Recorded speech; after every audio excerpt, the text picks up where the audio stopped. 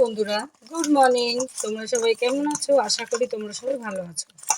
আজ দেখো সেই 3টে চিংড়ি মাছ ছিল, সেই চিংড়ি মাছ দিয়ে পেঁয়াজ কুচি দিয়ে হলুদ নুন পরিমাণ মতো, লঙ্কার গুঁড়ো, গরম মশলা, ম্যাগি মশলা সব দিয়ে এটাকে মাখিয়ে কড়াইতে একটু শুকনো শুকনো করবো। তোমরা দেখো।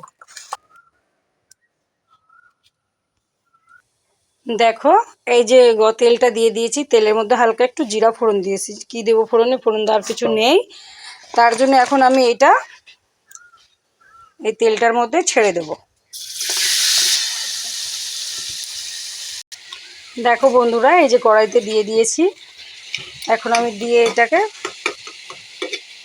ঢেকে দেবো। দেখো বন্ধুরা, এটা প্রায় হয়ে আসছে।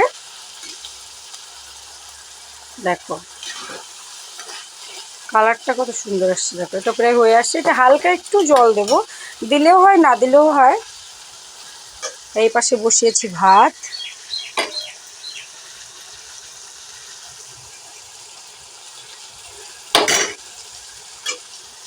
আর এইটা হচ্ছে ঝিঙা দিয়ে আলু দিয়ে একটা মাছের মাথা আছে, তা দিয়ে ভেঙে চুড়ে রান্না করব।